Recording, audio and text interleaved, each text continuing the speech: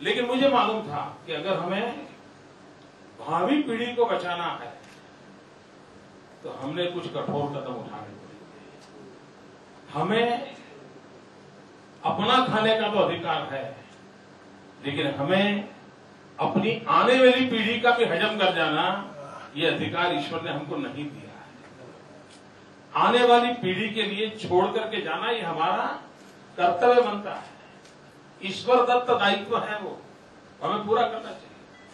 अगर ये है तो अगर आलोचना होती तो सह करके भी कुछ कठोर कदम उठाने पड़ते और हम सोलार पॉलिसी लाए।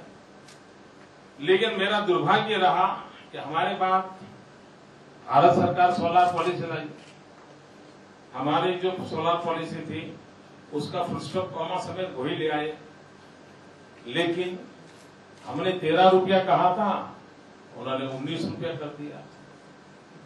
अब हम बड़े परेशान थे कि 13 में कौन आएगा भाई, जो 19 मिलेगा वही जाएगा, तो सब भारत सरकार के पास जाएंगे हम सोचते थे। लेकिन आपको जानकर के हैरानी होगी, इतना सारा धन देने की भारत सरकार के ऑफर के बाद भी पूरे देश में सोलार एनर्जी जनरेशन भारत सरकार के नेतृत्व में 120 मेगावाट हुआ है, जबकि गुजरात का कम पैसे होने के बाद भी 650 मेगावाट हम कमीशन कर चुके हैं। ये एशिया का सबसे बड़ा है और नियर फ्यूचर में गुजरात दुनिया का सबसे बड़ा सोलार कैपिटल बनेगा। हम 3000 मेगावाट सोलार पावर के दिशा में आगे बढ़ रहे हैं और ये बहुत बड़ी सेवा हो। एक जमाना था जब मोबाइल फोन आया तो 16 रुपया, 18 रुपया, 20 रुपया यही चलता था, 1 मिनट का इतना चार्ज लगेगा। आज 18 पैसे भी नहीं लगते हैं। सोलार एनर्जी में गुजरात ने जो रिस्क लिया है उससे देश की बहुत बड़ी सेवा हुई है। उसके कारण इस क्षेत्र में एक ब्रेक थ्रू हुआ है।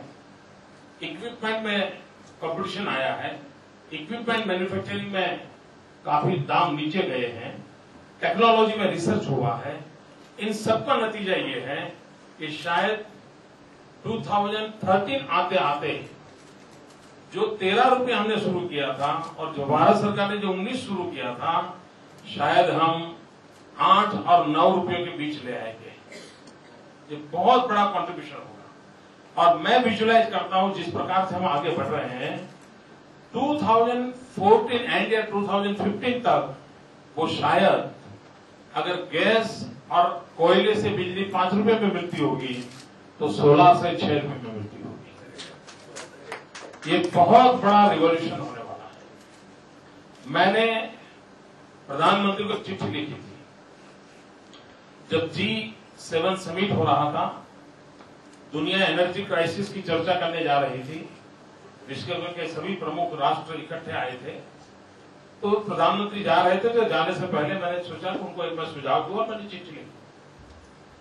मैंने कहा कि दुनिया के अंदर भिन्न भिन्न प्रकार के देशों के संगठन चल रहे हैं जो पेट्रोलियम पैदा करते हैं। उन देशों का एपेक कंट्रीज हैं, सार्क कंट्रीज हैं, G7 समिट्स होते हैं, कई प्रकार के ऐसे देशों के अलग अलग गुट बने हुए हैं। वो अपने स्पेसिफिक इश्यूज को वो हैंडल करते हैं। मैंने कहा क्यों ना हिंदुस्तान इनिशिएटिव ले और हम SUN जहां पर सबसे ज्यादा सोलार रेडिएशंस है, ऐसे देशों का एक संगठन खड़ा करें। उन देशों से एक कॉर्पस फंड बनाए और हम सोलार और रिन्यूएबल एनर्जी के क्षेत्र में रिसर्च करें।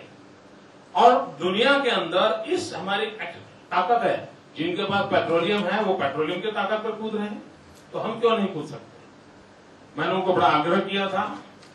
खैर आप हालत जानते हैं, कुछ होना है नहीं, कब होगा मालूम नहीं हुआ।